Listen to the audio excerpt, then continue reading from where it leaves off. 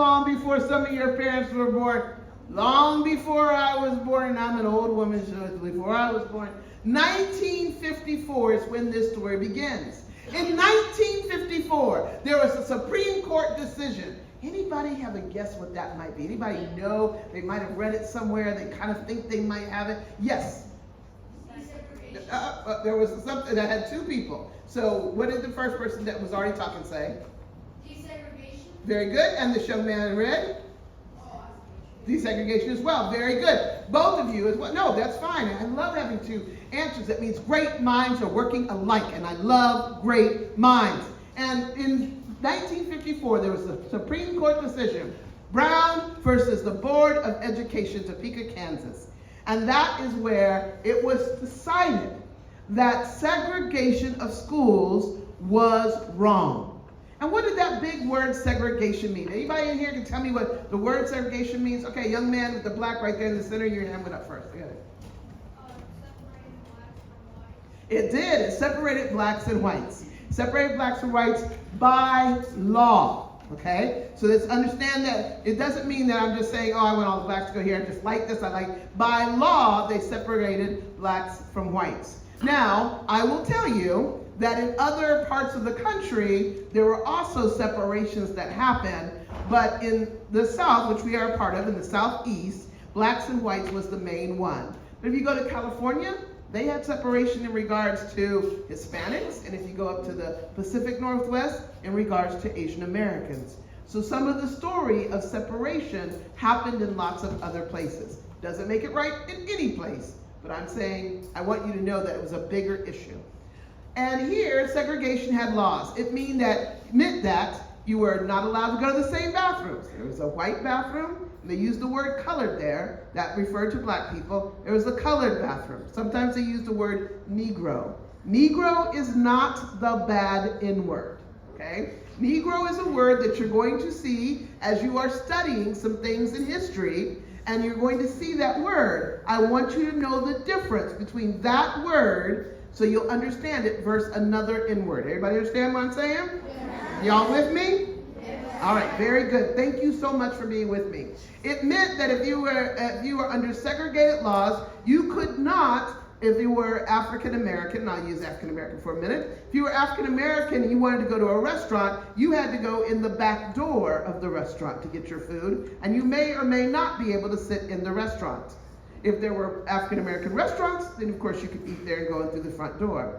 It meant that if there were water fountains, those were separated. If there were pools, those were separated. You were separated, segregated by color, by law. What 1944 did in the Supreme Court was it said that no longer was it allowed, that schools would be separated by law. You see, there was a law that said schools could be separate but equal. Separate but equal. That meant they could be separate schools, but they had to have equal things. Do you think that really happened, that the schools were equal? No, not at all. We have documentation on schools that there would be a colored school that had only 500 books in their library, compared to the white school that was the high school as well, that would have over 1,400 or 14,000 books. There was difference in buildings and desks. My aunt, who was a person that lived during segregation, she remembers that all the desks she ever sat in, from the time she was in 1st grade to 12th grade, they were always secondhand desks. And they would have carvings in them. And they would have gum stuck up under them. And they were too small. She always got books that were secondhand books, books that had pages ripped out, books that had whole chapters undone, drawings and words that were curse words through them that referred to her, knowing that black people would get that book later on. So it was a very different thing, and the law in 1954 said no longer is that possible. You must desegregate your schools. Now, there are two words. Are you ready? Are you ready? Yeah. Okay. This is your vocabulary. Y'all have been doing good at vocabulary right now. I'm hitting you with some stuff, and I want you to remember because you're doing good at vocabulary. So there's two words, integration and desegregation. They are different words. Integration means that I will take a little bit, it would be like this. If I said, we're going to integrate Robertsville Middle School and Jefferson Middle School, which we are not going to do not be worried. But if I was going to, I would take some of the students from Robertsville and bring them over here. And some of the students from Jefferson, not Jefferson, it's just Jefferson, right? Jefferson, and take them to Robertsville. That's integration. That is the mixing of the two. This is what desegregation is. Desegregation is saying, next year, your school will no longer exist. You have no choice, and you must go over there to Jefferson.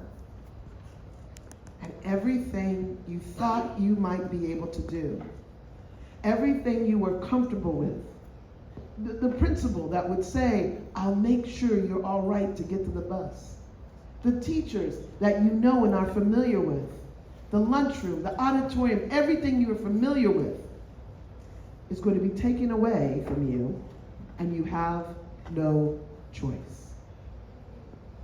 Yes, ma'am.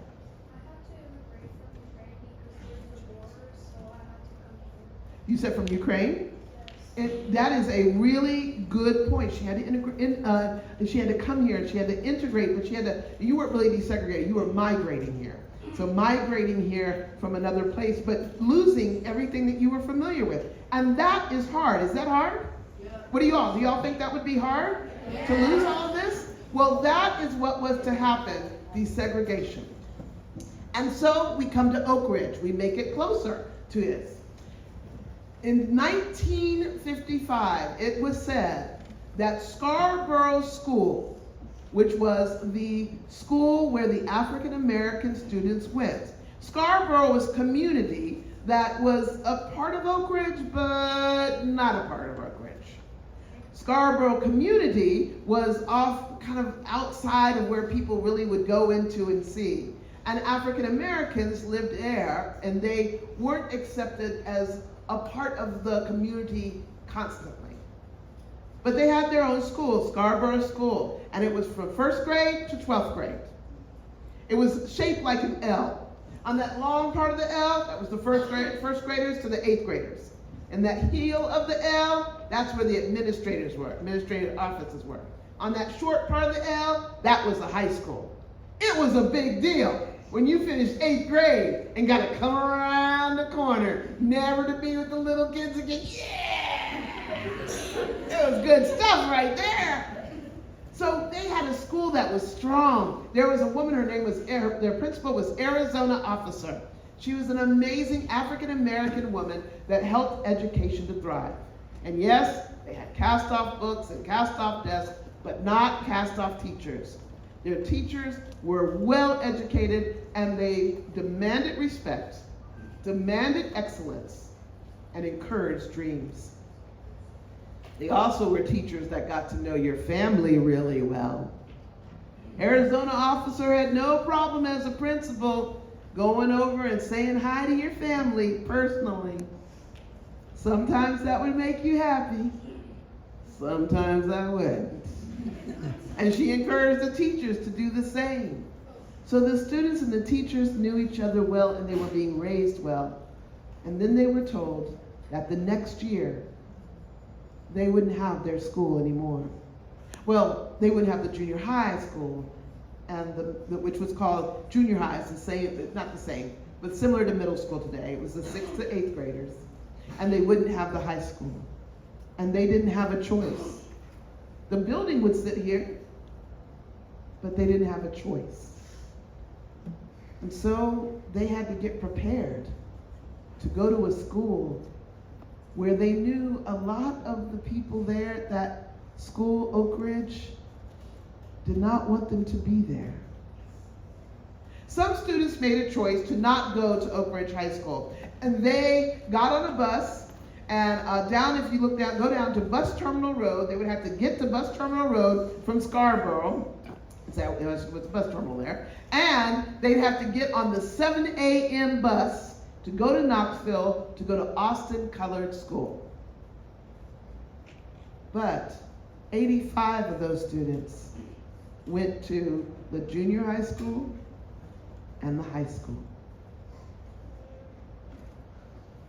Let me tell you what it kind of felt like for just one of them. Can I do that? Okay. By the way, you all are listening really well, but my eyes are on you, young lady, so stop talking while you're talking to others. No, she knows who it is. It's fine. We're good. All right. So just so you know, one of the joys that I have in my life is that I used to be like you all. I used to sit in an auditorium, and I didn't know either that the guest speaker saw me when I was sitting at a position. But the joy is I get to sit where I can see all of you, and I love that. But sometimes I gotta call it out if I see it wrong. Does that make sense? All right. Here's the story of one of them. The boy woke up early in the morning on September 6, 1955. He woke up early like he usually did. He was going into the 9th grade.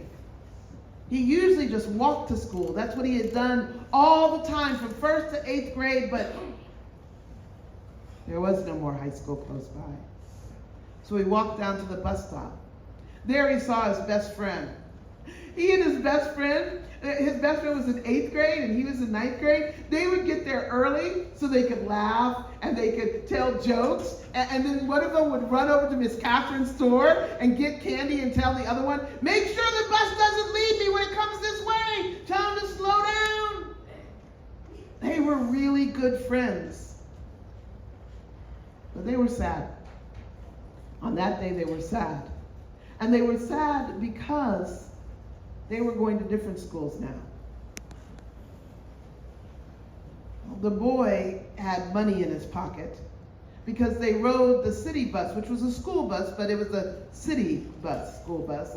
And because his family did make a certain amount of money and they did all right, he had to pay. He had money in his pocket. It's the first time he'd had to do that to get to school. Everybody around him was either quiet or talking. And when he looked at the 6th graders, they looked afraid.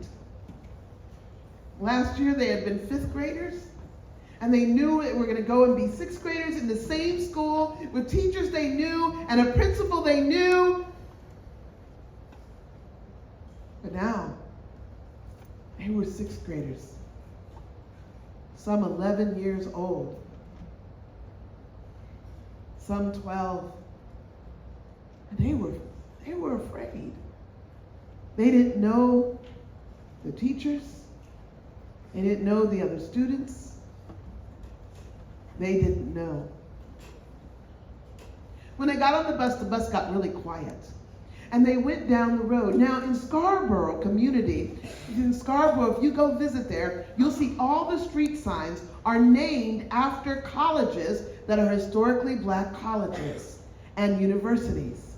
And so they went down Wilberforce, which is after Wilberforce University. And they crossed over Carver, where the turn for Carver was. Carver is after George Washington Carver at Tuskegee University. And they got over to Tuskegee Road after Tuskegee University, Institute University. And as they were riding down, he remembered what his parents said to him. His parents had been from the South even further down in Mississippi. And his parents told him to be safe. But they also told him more things. I'm certain your parents tell you to be safe all the time. But his parents also told him, don't look into the eyes of those who are white. You don't want to offend them. Don't speak out. Stay on this side, stay close to the wall. You don't want to accidentally bump them.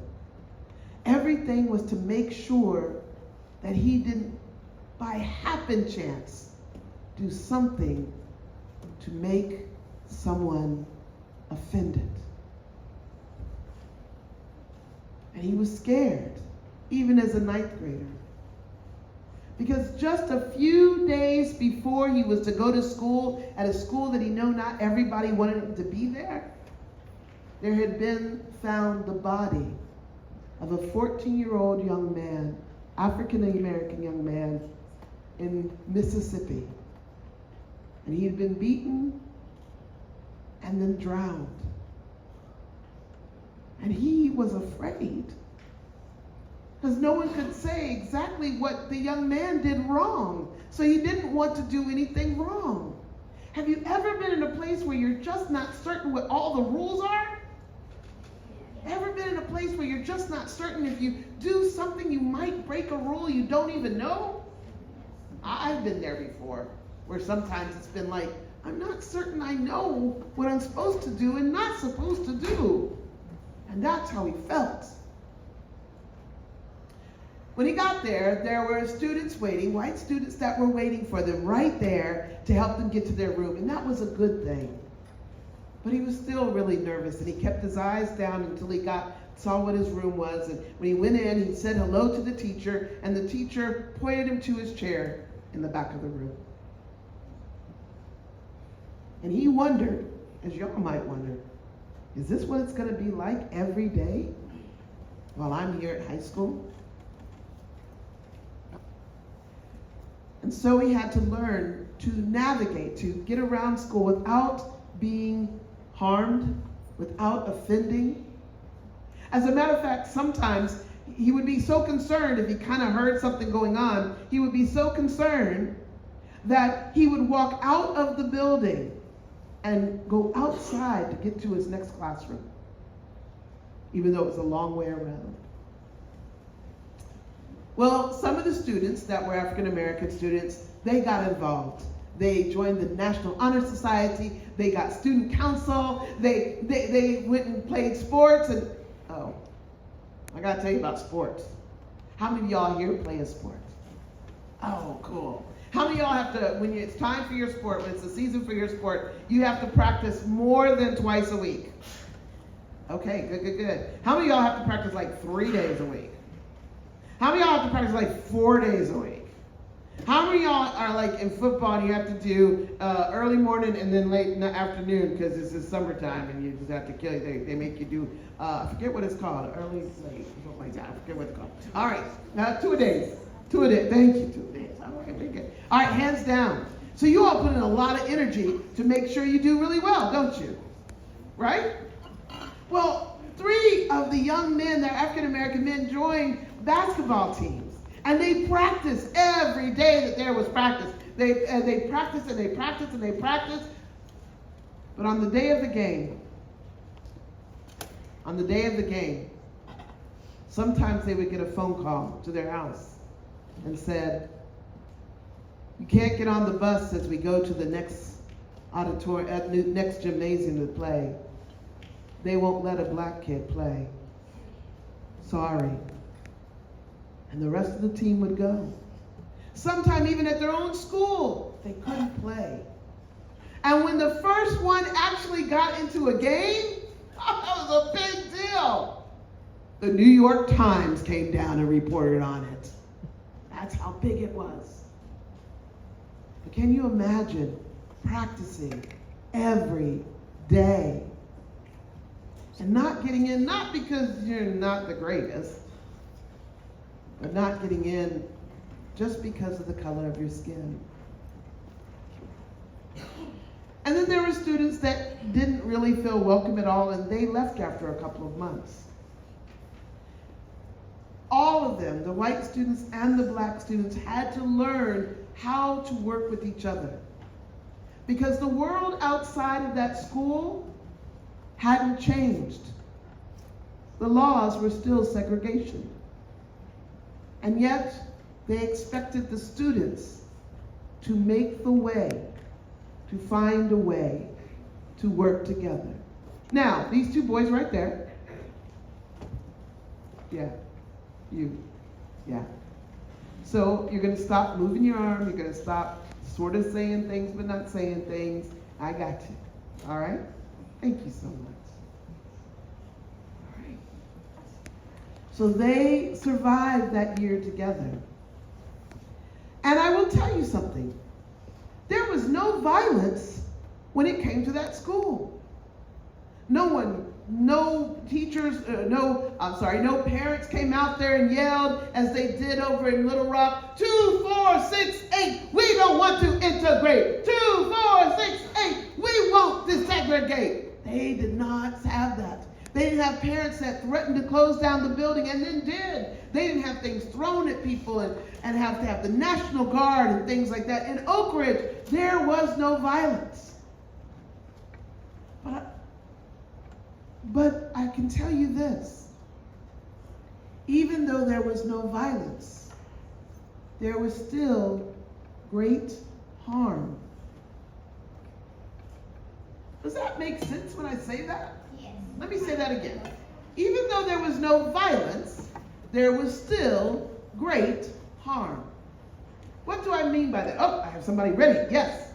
It means that they got hurt by some of the words that the white people said. It means that they got hurt by some of the words that, emotionally hurt by some of the words that white people may have said, that people have said. And, it doesn't have to be black or white. It can be even today.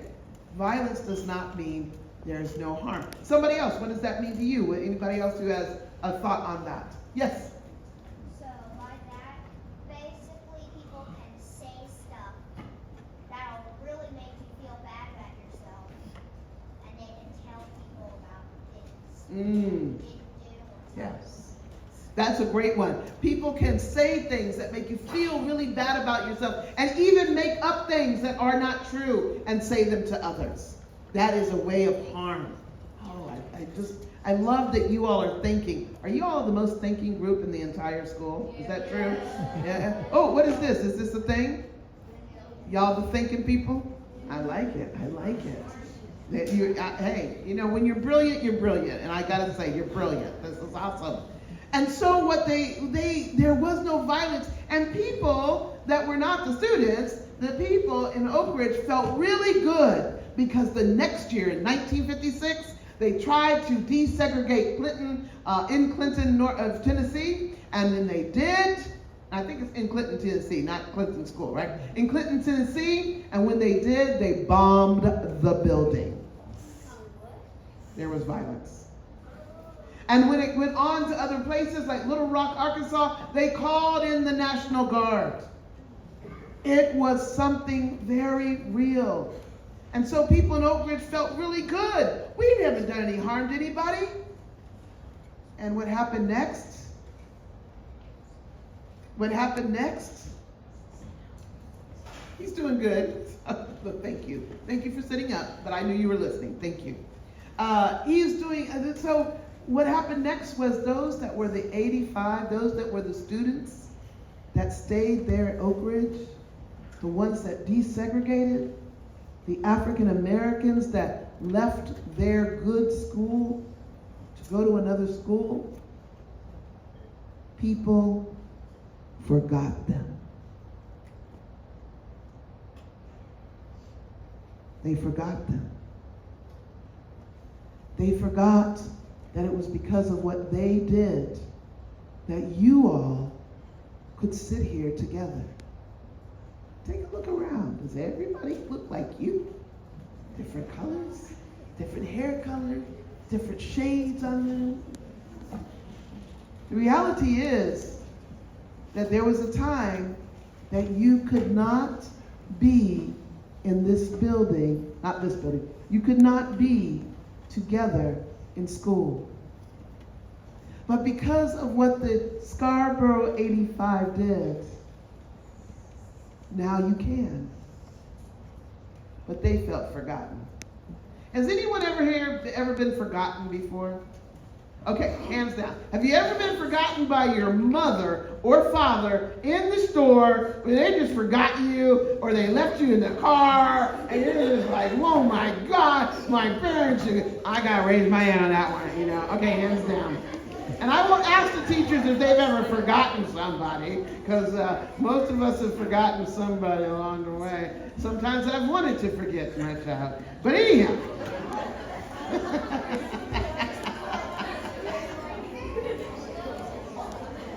All right, come back. I told you I'd make you laugh a little bit, so that's good. But they felt forgotten, and they did not feel people saw them. And being forgotten, it was just that they, as one woman said to me, it was almost as if we had died. in their memory. But what has happened now is that people have begun to remember. There's one particular man, his name is L.C. Gibson. He is alive, very much so. He lives in Scarboro. He's a wonderful man.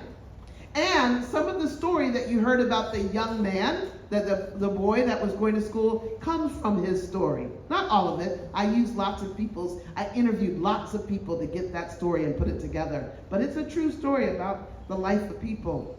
One day, L.C. Gibson stood up in a room where they said, Clinton is the first place that ever desegregated in the Southeast. And he said, that's not true. We were the first. He spoke up. And people started to listen, and they started to research, and they found the names and the people, and they interviewed them, and they began to talk about this. They began to talk about what it was like for them, and listen to what it was like, and begin to appreciate that they made a difference for the entire community. For you all, for your teachers, for me, they made a difference. And so now we celebrate the Scarboro 85. Now, if I wanted to, I could read you all 85 names. Are you ready? Yes. I am not telling you the truth on that. I am not going to read you all 85 names. But I am going to challenge you, and I know your teachers can get this information. They can find the 85 names on the monument page, right? They can find all 85. So Scarboro85monument.com. You can see all 85 names. And I challenge you to choose one name and go learn about that person. Go learn about that person. You can look online. You can see what else I want you to go. I want each one of you to find a name and go learn about that person. Learn what they have done since they were children. Where they went to school. I want you to learn about them. So that's one of my first things. Second, I want you to be a school of no harm. I know you're a school of no violence. I know that. But I also want you to be a school of no harm. I want the words you speak to people to be of kindness and compassion.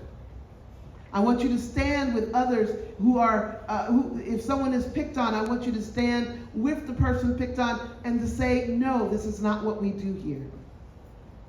I want you to be a school of no harm. A place where people feel safe always. I know that's what your teachers want for you. I know they speak it out of their mouths. It's why they say things. It's why you had a vaping assembly recently. They want no harm to come to you.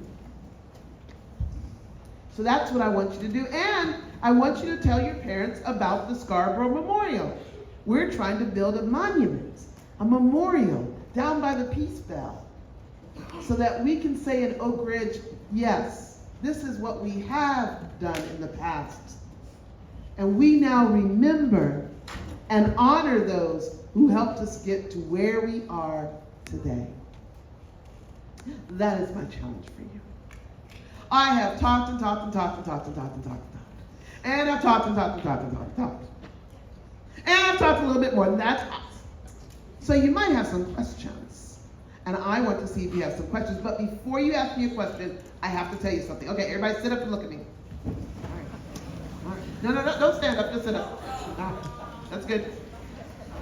I cannot wait for you to hear this news. Are you ready? Yes.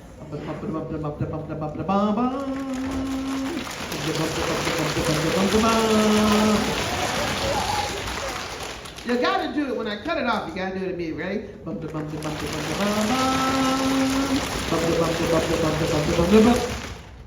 was good.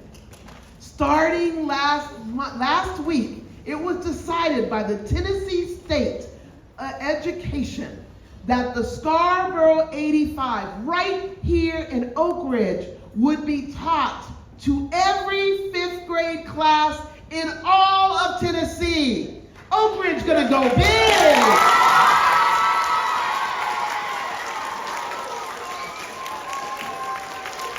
And the Scarboro 85 are gonna be honored. Yay! Awesome.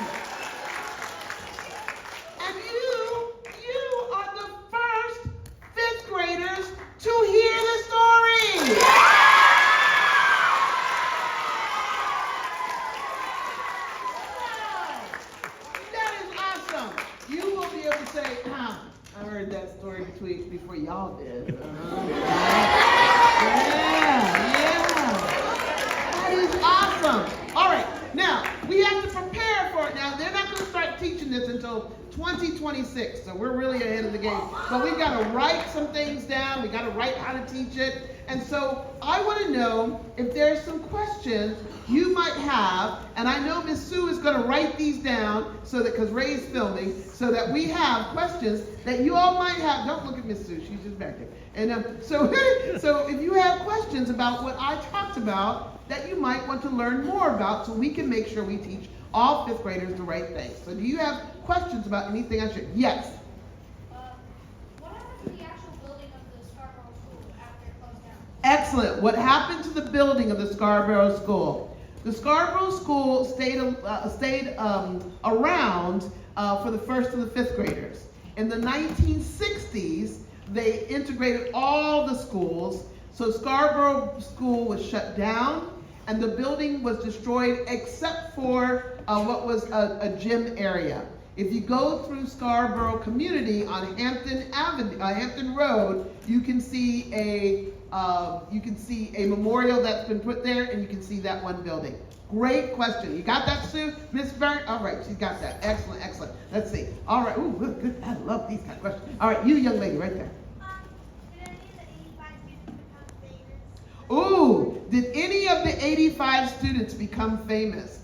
That's a really good question. It depends on what you mean by famous. Did they do something that might be in the Tennessee Hall of Fame or another Hall of Fame? I know that's a good question. I don't know the answer completely for that.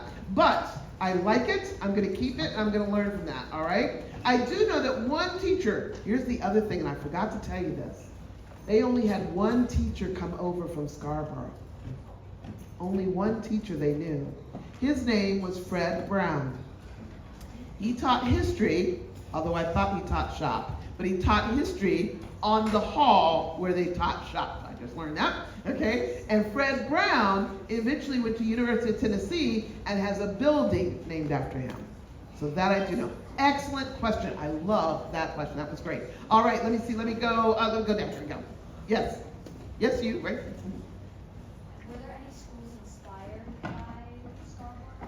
Were there any schools inspired by Scarborough? Go down in your chairs, please. Thank you very much. Schools inspired. Unfortunately, the schools that were inspired by Scarborough were inspired that there was no violence. So they, to prevent it at the other schools, brought violence in. Does that make sense? That's called a bad inspiration. People took an inspiration. We don't want that to happen. And so literally, that's why Clinton reacted in that town, reacted the way it did. Okay? That is an awesome question, and I gave a really good answer. Make sure you say that. Okay, very good. All right, up there. Yes?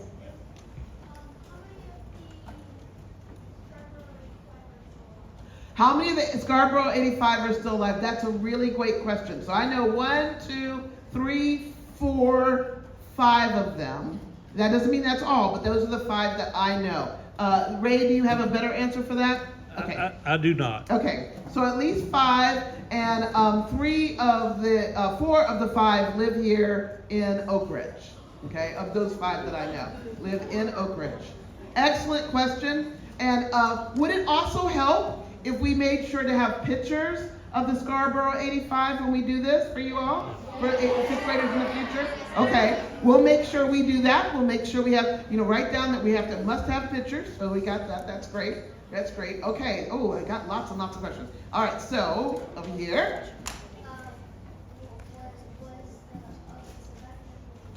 Say that again.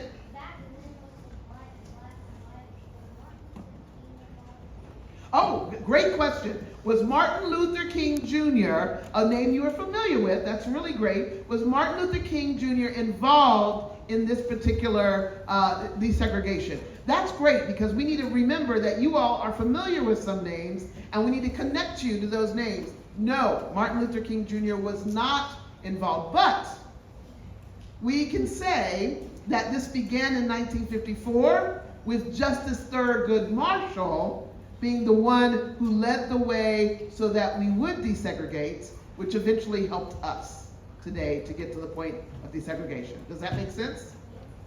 That'll be a name you know, and we can look at other names. That is an excellent question. Oh my gosh, you all are brilliant, brilliant, brilliant, brilliant, brilliant. Okay, I got 5 minutes. Hands down for a second.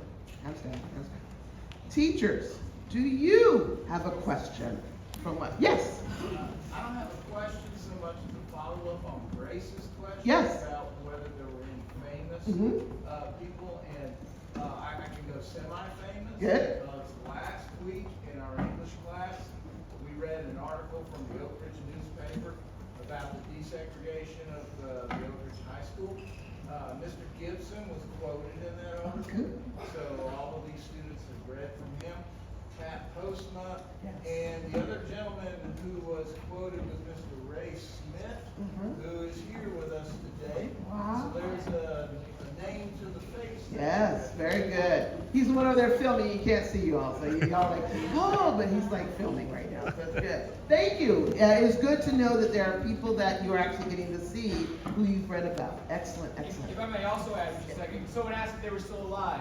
I can tell you right now that one of your teachers in this building has Sunday dinner with her every week. If you go to the front office, Mr. Mitchell, down in the front, that's his great-grandmother, was one of the Scarboro 85, and he goes and has dinner with her. Oh my gosh, that's good, Mr. Mitchell. When you So get down that's to great. the front door, so. You're up. It's my grandmother. Oh my goodness, your grandmother. Yay. Y'all got famous people all around you. Look at that. Look at that.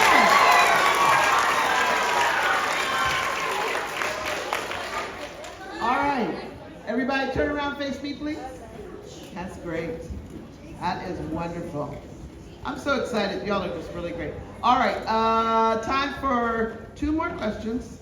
I'm going to choose a girl and a guy. So that's kind of how we have it. You were in purple. I know that you had your hand up beforehand. You're going to be up. And then, well, let's stick with purple. And you had the other purple. So you're going to get the other purple. Yes. But the young lady first.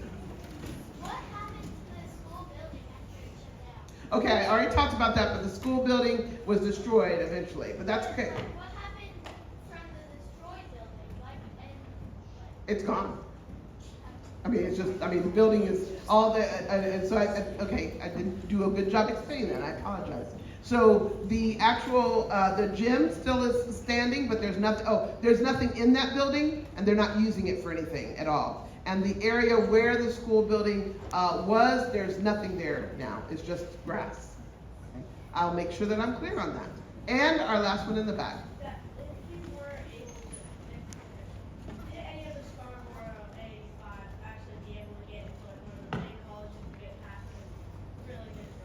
Well, yes, they did get good jobs, and they have gone on to do amazing things, to be a poet and to do things over in big schools. And one of them is one of the students that played basketball. And one of the things that really hurt him was that it really hurt him that he practiced and could never play. And he moved to California. And he's doing very, very, very well there, professor and everything. So it's been good. But that was really hard on him. So you all have been absolutely